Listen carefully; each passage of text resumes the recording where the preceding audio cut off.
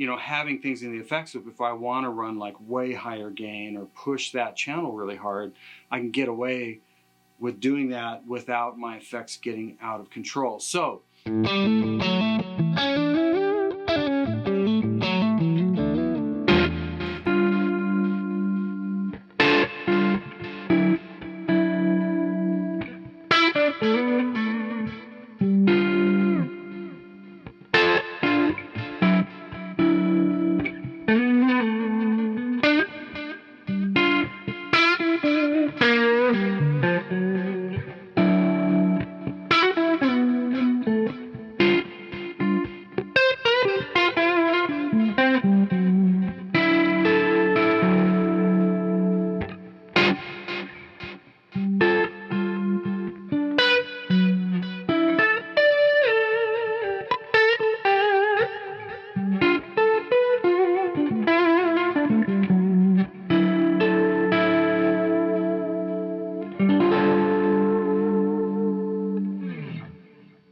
what is up, everybody? It's Revv time.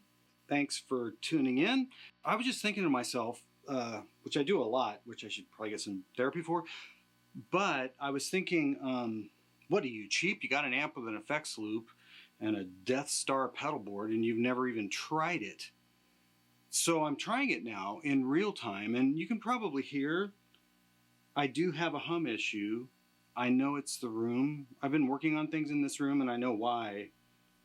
The amp is not part of the isolated circuit that I have everything else on.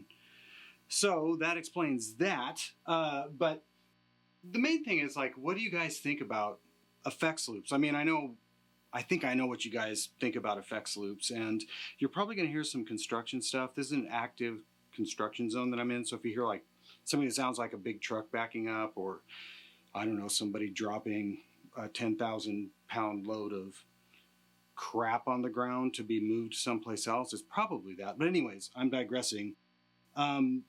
Effects loops, you guys know why, for the most part, you would or wouldn't. For me, I'm on the second channel of the D40, and that's not, you know, you can run to the second channel direct, it'll sound fine, but your delays especially, and really even your reverbs, especially this kind of reverb that I have going right now, going to get a little out of control if you don't have it in an effects loop.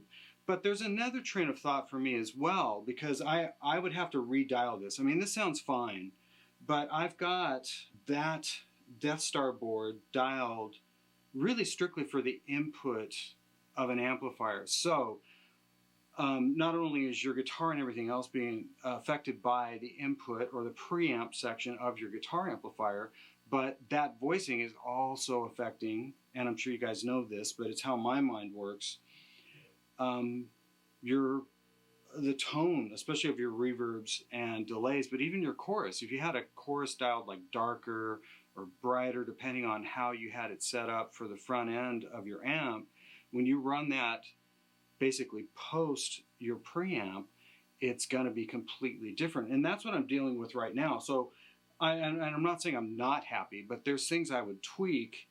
And look, as much as I hate programming, I would probably program it. But I just thought it'd be cool to let you guys kind of hear even something like this.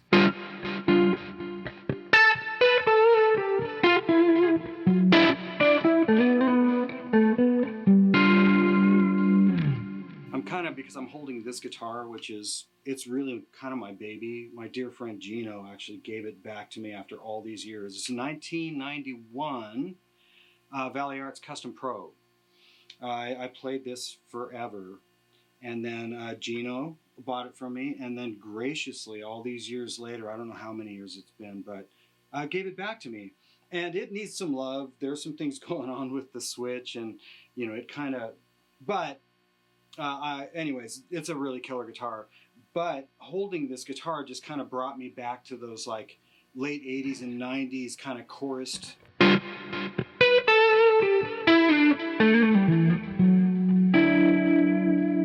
I did a ton of that kind of stuff back in the day.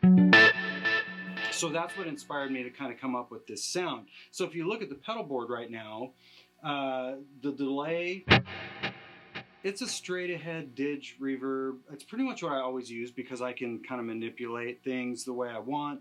It's maybe a little dirtier than I would like it to be as far as grit, but that's what I'm using there, about 520 milliseconds. It's longer.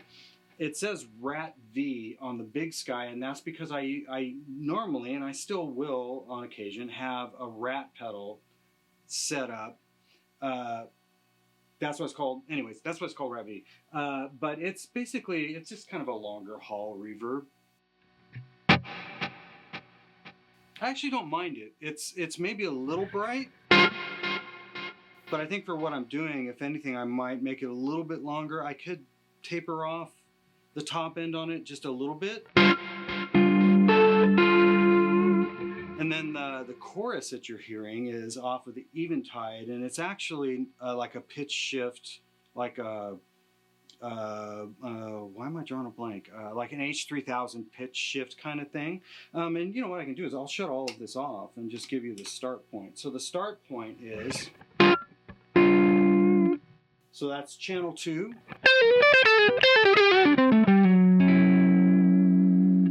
That's kind of the start point, and then the reverb.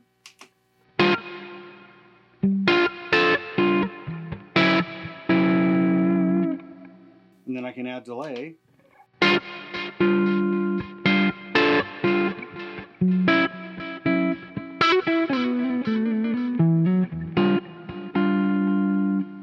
Then I can add the Eventide.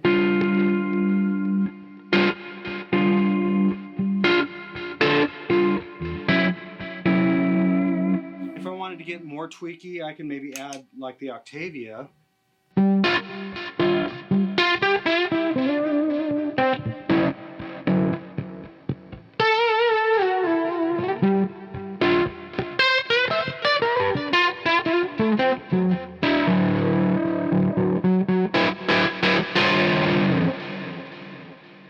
But that's kind of where it all landed. I don't want this to be a really long video. I just wanted to kind of point out this is what I'm working on, real-time issues. Like right now there's some sort of hum going on. I think I know why. I can sort it out. But just in real time, this is why I use an effects loop.